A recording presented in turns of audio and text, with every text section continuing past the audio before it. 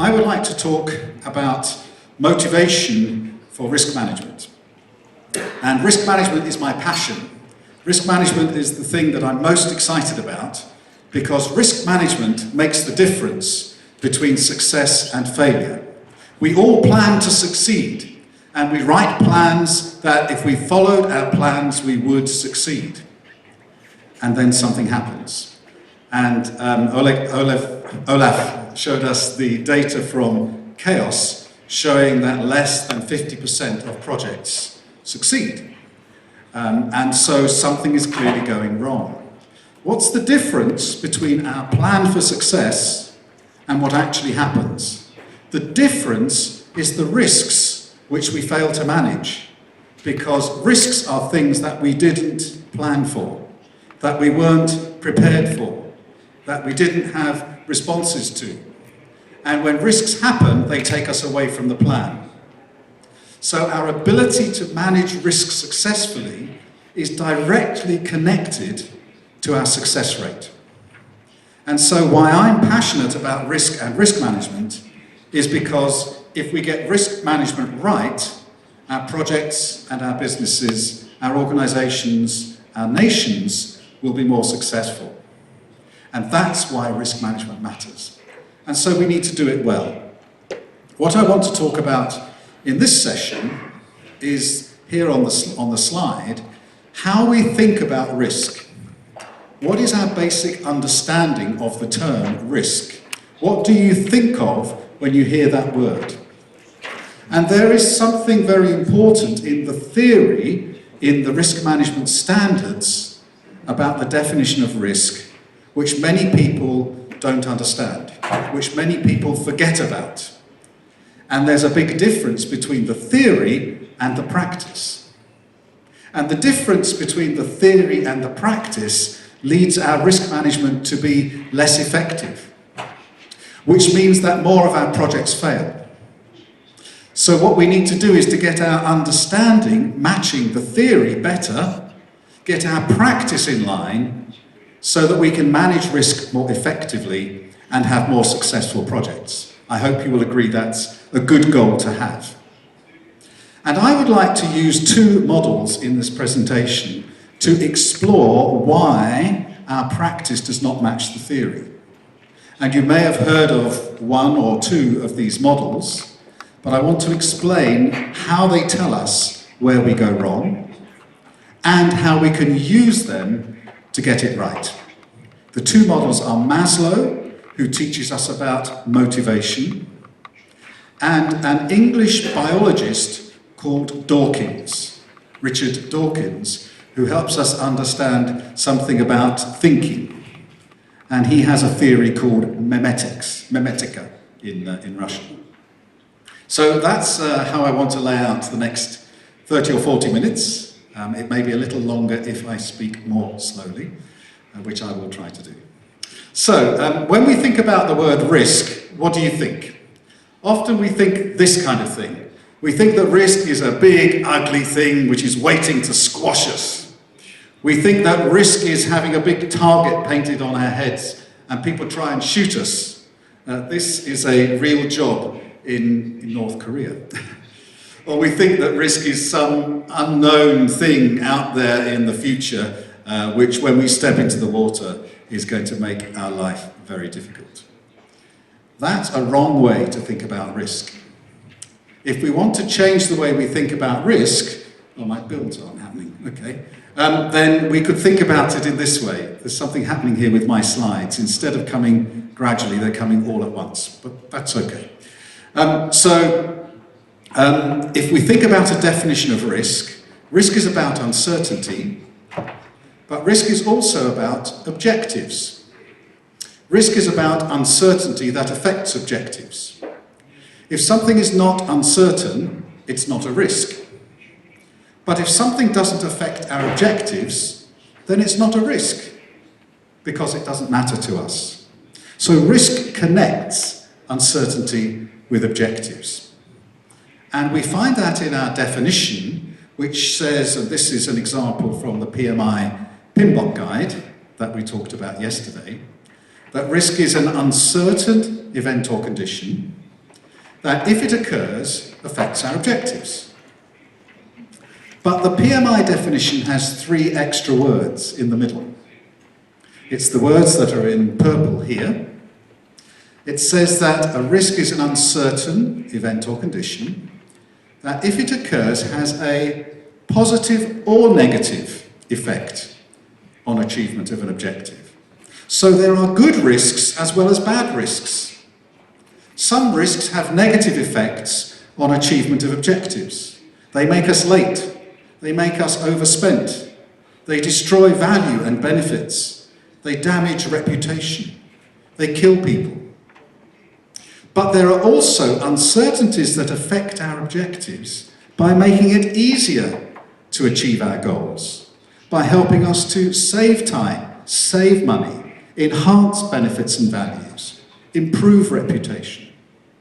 There are upside risks as well as downside risks. Upside risks, an uncertainty that could affect us positively, is called opportunity. An opportunity may never happen, it's uncertain, but if it does happen, it affects our objectives, it affects our project by helping us to save time or save money. A threat is a risk, it's an uncertainty that matters because it may never happen, it's uncertain, but if it does happen, it affects our objectives, it makes us late, it makes us overspent. Both opportunities and threats are uncertainties that affect objectives. And both opportunities and threats are types of risk. And this is not just something that you find in the PMI PMBOK guide. All of the standards of risk management have this double definition of risk being positive and negative. And we understand this in other settings. In financial investments, you invest some money, you know that your investment could go up or down. We know that exchange rates vary, they could get better or worse. We know that productivity is different from our plan, it could be higher or lower. So we know that uncertainty could be good or bad, but when we think about risks in the risk register, we only ever think about the bad things. And so we are missing half of the risks that could affect our project. Now, this is very common.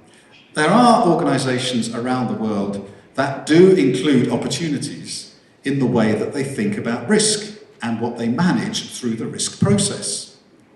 And they don't do it because it's a good idea. They do it because it delivers benefits to their projects and organisations. Benefits like these. Benefits that we don't have to have a separate process for opportunities. We can use the risk management process to minimize threats and maximize opportunities.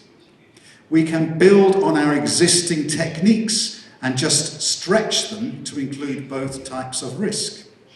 It's very motivating for our teams to have a structured way of saving time and saving money and improving the project using the risk process. It means that we don't miss opportunities to benefit our projects, and we turn more of those opportunities into benefits. And at the bottom line, it increases our chances of success, which of course is what we're interested in as project managers and project management professionals. So these are the reasons that we should include opportunities in our risk thinking. But many people don't. So let me ask you, do you include opportunities in your risk thinking and practice? And I'm going to ask you to put your hands up in a moment for one of these 4 options. Thinking of how your organisation addresses threats and opportunities. Option A, the first time I'll ask you to put your hand up, is if your organisation uses the risk process to manage bad things and you don't think about good things on your project. Option B, just wait a moment, I want to see all the hands together, so if you would wait. Option B is if you have a risk process for threats and then you have a separate process for opportunities. You don't do them together, but you do them separately. Option C is if your risk process handles both threats and opportunities in a single process. And option D is for something else you might think of, which I can't think of. So can I have the people whose organizations do option A? You have a risk process for threats and nothing for opportunities on your projects. Would you raise your hands? So I guess that might be a quarter, just slightly less than 25%. Thank you. Those of you who do option B, you have threats through the risk process and opportunities through some other process. Just a few more. How about option C, an integrated process for both threats and opportunities on your projects? I see 2, 3 hands, 3.5 hands, or maybe she's just scratching. 3 hands. It's not very many, is it? If we see in the standards that that's the theory, if we understand that there are benefits from having a structured way of finding ways of working faster, smarter, cheaper for our projects, why don't we do it? And the 2 theories I want to introduce you to this afternoon explain why we don't do it. But they also give us ways to make sure that we do it by changing our behavior. I did some research through our organization about 10 years ago, asking these 4 options, and these are the results that we had. Very similar to what we have here. Option A is this blue, about a quarter, have no way of handling opportunities in their organization or in their projects. About another quarter, this is option B, down in the other corner here, another quarter have risk management for threats and something else for opportunities. But a lot more people 10 years ago had an integrated process, still less than half. And it may be something that we should be thinking about in our organizations. So let's explore why we don't do this. Some people say including opportunities within the risk management process is just wrong. We all know that risk is bad. Thinking that risk could be good is just a mistake. It's just some trick with words. It's not real. Everybody knows risk is a bad thing. If you ask a person, would you like to have a risk happen to you? No, thank you. Risk is bad. Or we say we don't have time to worry about things that might never happen, like opportunities, because we're too busy managing all our threats. Or they say opportunities are not the same as threats, they're somehow different, and we can't use the same process to manage them. Or we see the management of opportunities as an optional extra. We'll do that for the big projects, for the strategic projects, for the difficult projects, for the unusual projects. I think all of those excuses are just excuses. They're not real reasons. And what we need to do is explore why we think this. Why do we think that in our projects we don't need to go looking for opportunities? Why do we think it's okay that there are things we could find and capture that would help our projects, but we're not going to go and look for them? Why would you do that?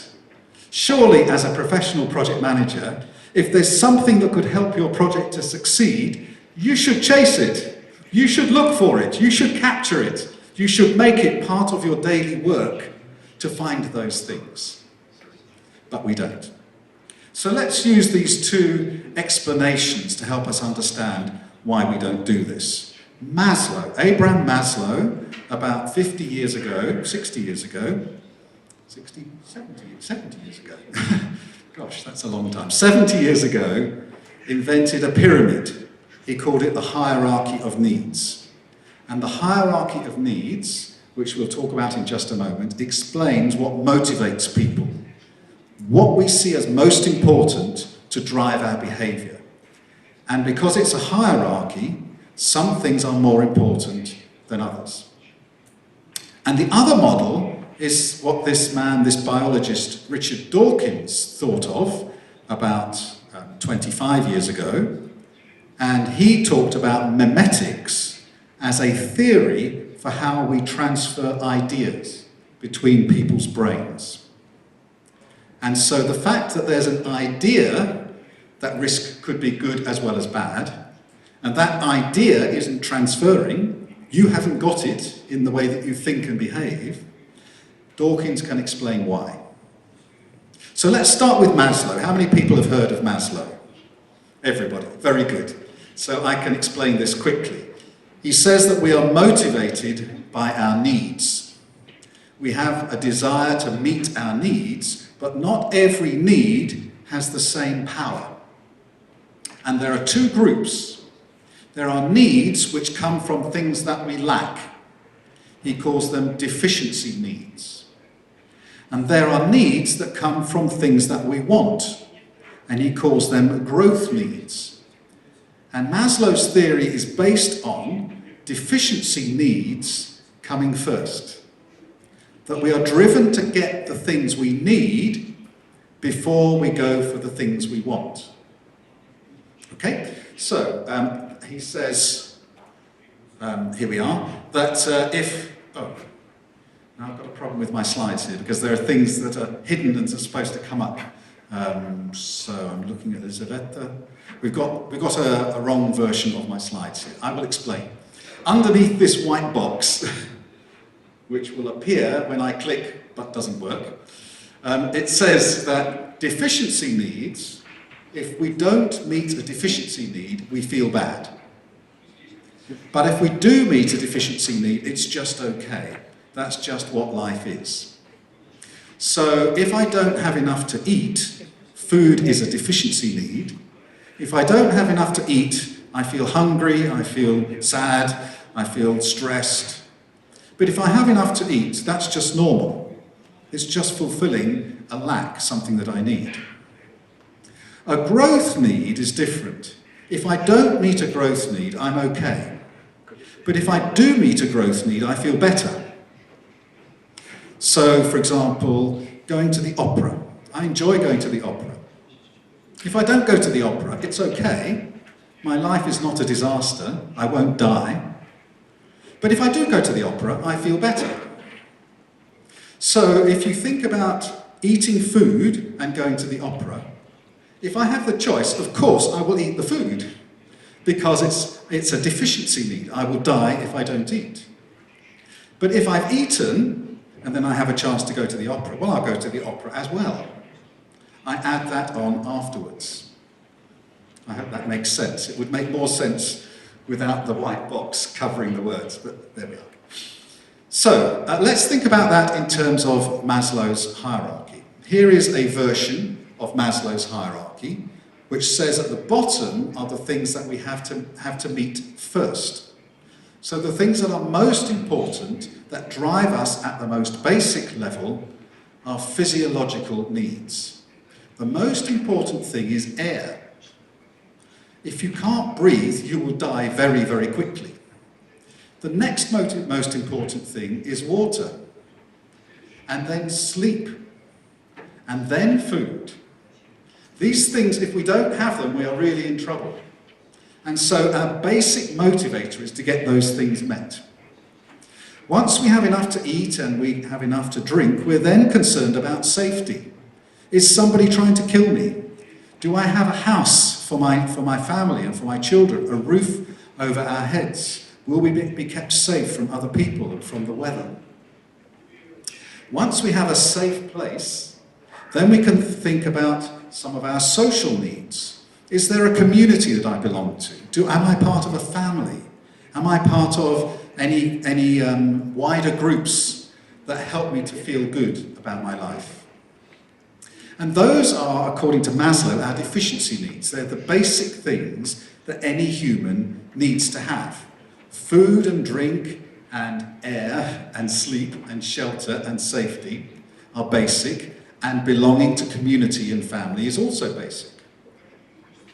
Then above survival, the red ones are survival, the green ones are social.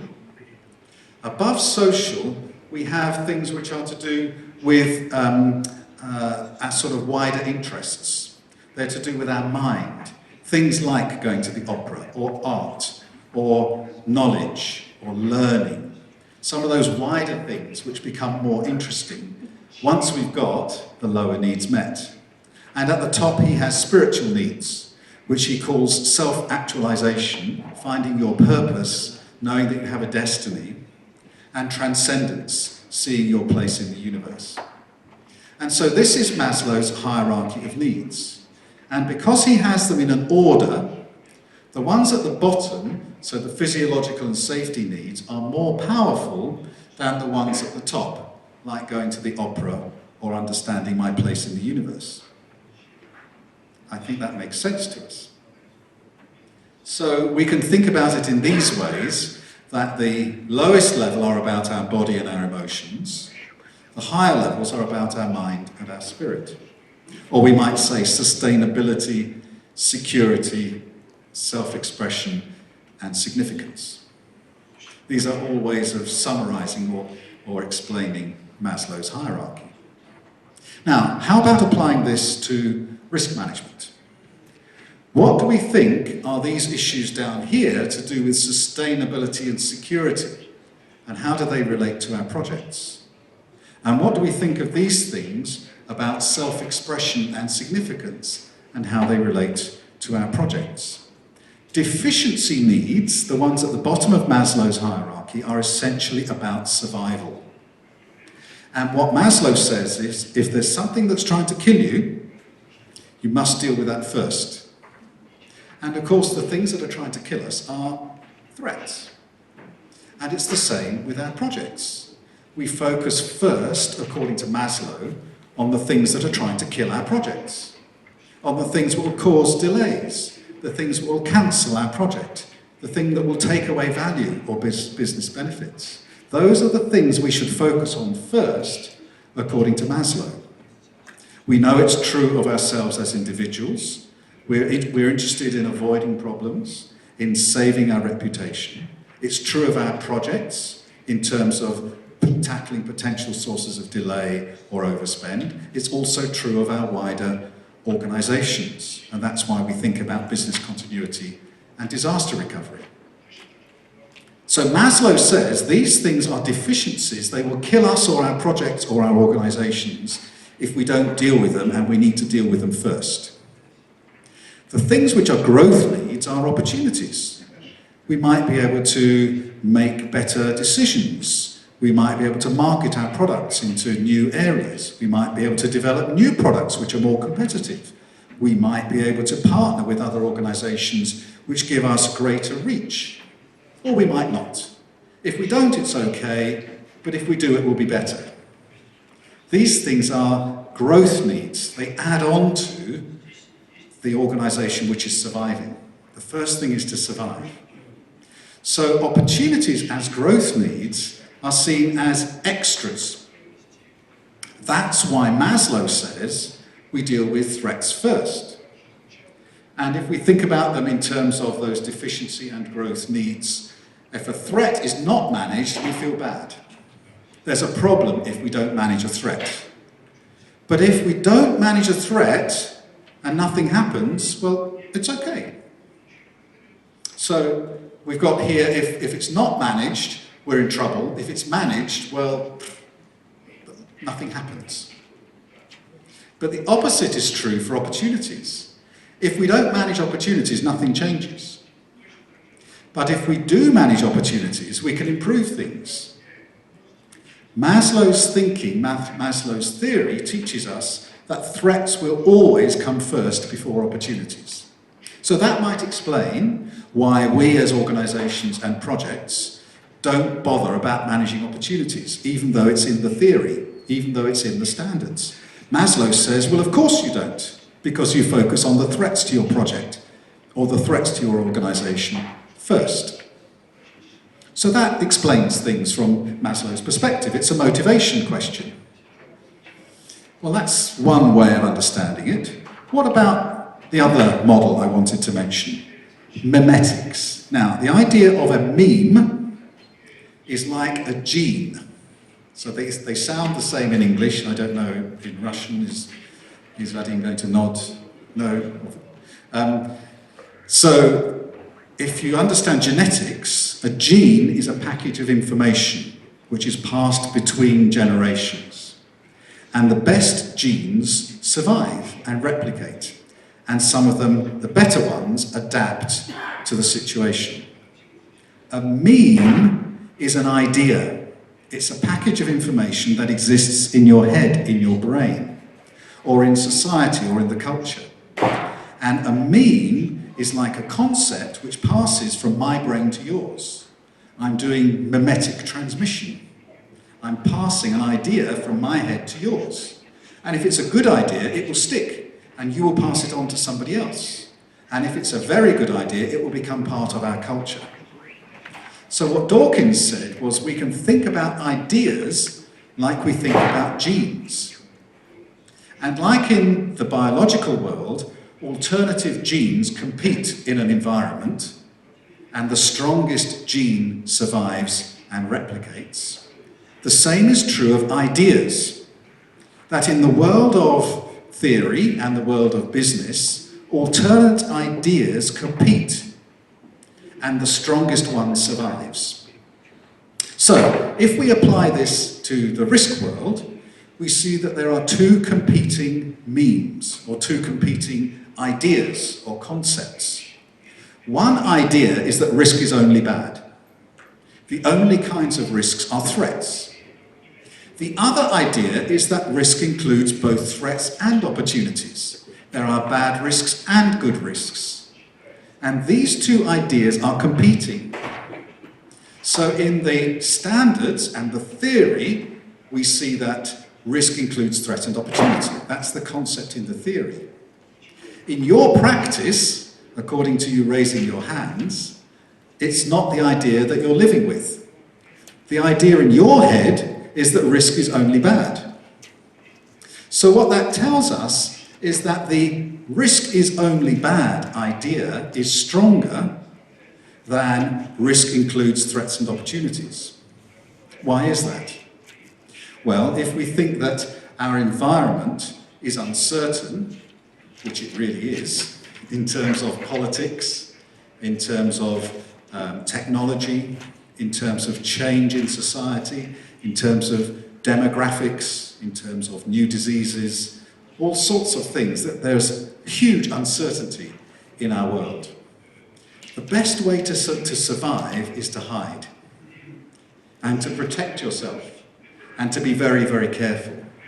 The best way to survive in an uncertain world is to look at the bad things and to prevent and protect and avoid. And that's why in our uncertain world, threats only, the idea that risk is threat only, is strong because the world is very uncertain. And if we try to chase opportunities, we're just stirring up more uncertainty, which is bad. So because the world is uncertain, then the stronger idea, which has better survival potential, is to focus on the bad things. And that's why Dawkins says that's what we do in risk management. The risk is threat only idea or meme is better adapted to our current environment. It has competitive advantage, and so it survives and it replicates from your head to the heads of your project teams. When you get promoted, it's from your head to your department. When you get promoted again, it's from your head to your organization, because we know it works. The risk includes threat and opportunity idea is weak, because it doesn't compete in our uncertain world. So that explains why we don't do it. Because it's a weak idea in this world of lots of uncertainty. Well, then we can just lie back and say, okay, it's not my fault. I know the theory is there that we're supposed to manage opportunities as well as threats, but Maslow tells me it's part of my motivational needs to focus on threats first, so it's not my fault. Dawkins and Memetics tells me that if I think about risk as threat only, it has better survival potential and is a stronger idea. so that's okay, it's not my fault. Does that mean we can do nothing about it? If we really believe that opportunities to improve our projects are out there and they're worth pursuing, then we need to do something to counter or to oppose the influences that Maslow and memetics tell us about. So how can we oppose these drivers that come from motivation theory and from memetics theory? I'd like to suggest for each of these two models 3 ways that we can improve. Okay, so let's think back to Maslow. Maslow says that threats only are survival needs, they're deficiency needs, they must come first. If we want to deal with opportunities as well, how can we beat that bias? Well, one way is to do what Maslow says and deal with our threats first. Let's have really effective threat management, then we don't have to worry about all the bad things, and then we can focus on the good things. So that might be a first step to say, we'll clear away all the bad risks through efficient and effective threat management of the negative things, and then that gives us time and energy to focus on the good risks as well. So maybe Maslow is right. We'll just do those first. Another is to say, why don't we make opportunity management a deficiency need? If you don't manage opportunities, it shouldn't be that nothing happens.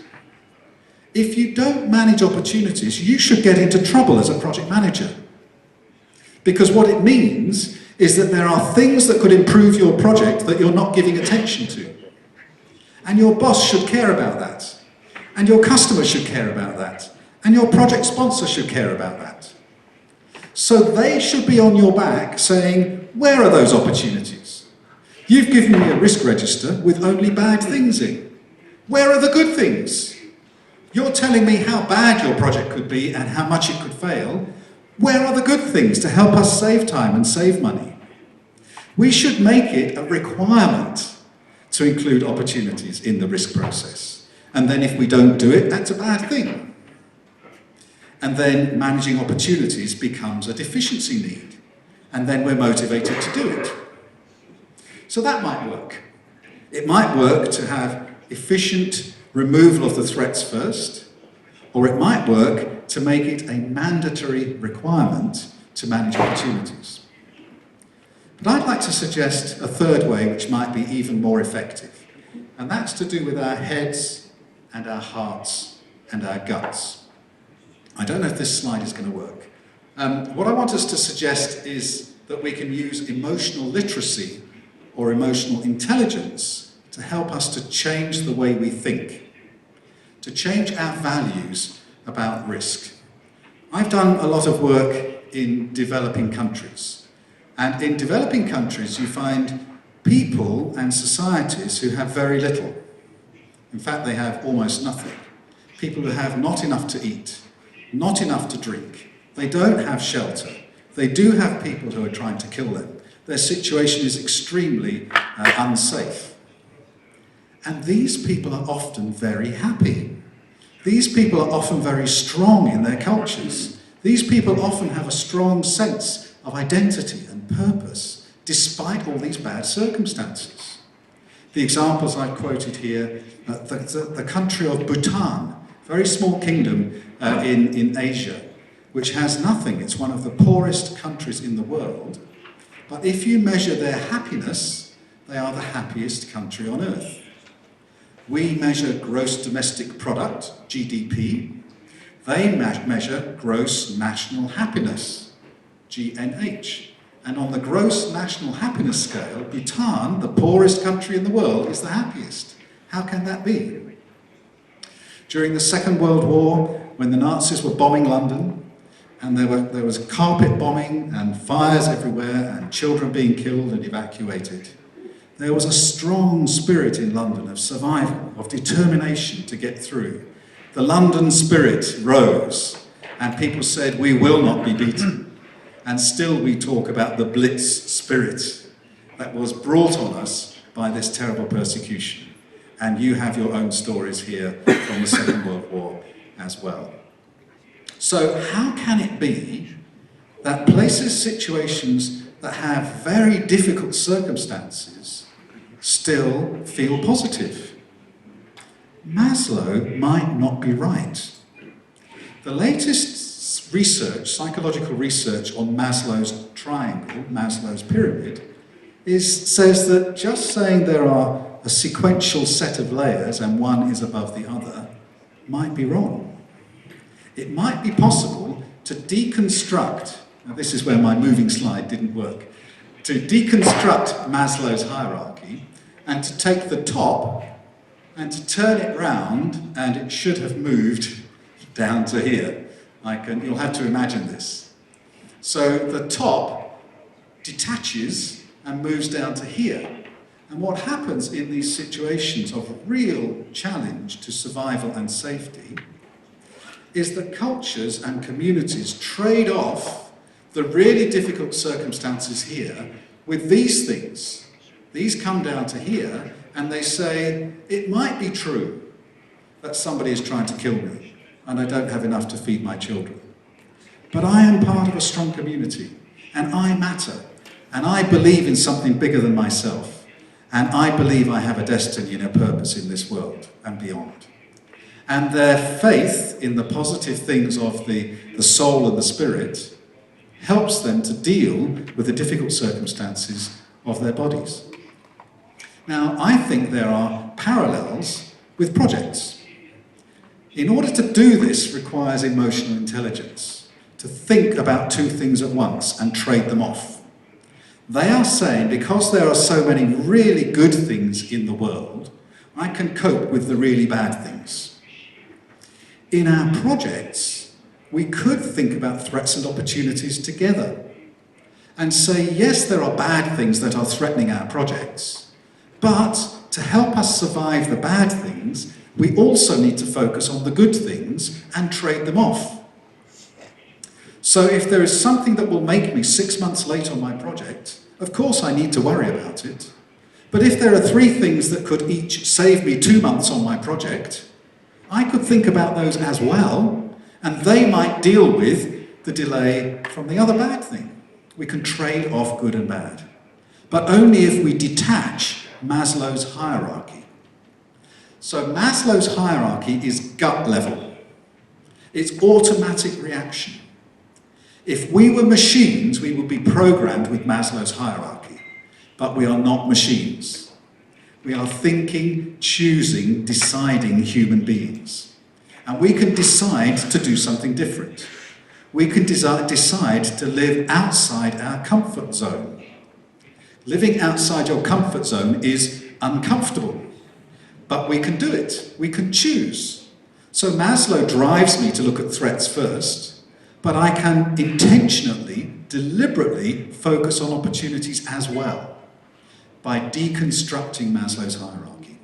This is not just for poor countries in sub-Saharan Africa or poor countries in Asia. This is for everybody. It's about emotional deliberation, emotional intelligence, and making use of it in our projects. Well, you might find that interesting. I think it works. I've seen it work in practice.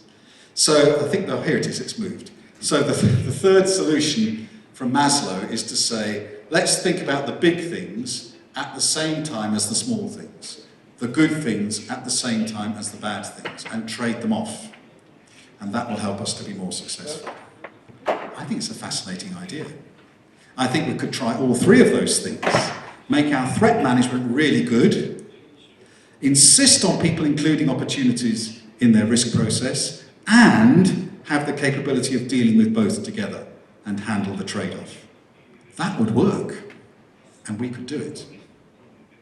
What about memetics? Let me suggest 3 solutions from the idea of memetics. You remember the concept that Dawkins teaches in memetics is that there are 2 competing ideas, risk is bad, or risk is both bad and good. And the risk is bad idea is strong, and the risk is bad and good is weak.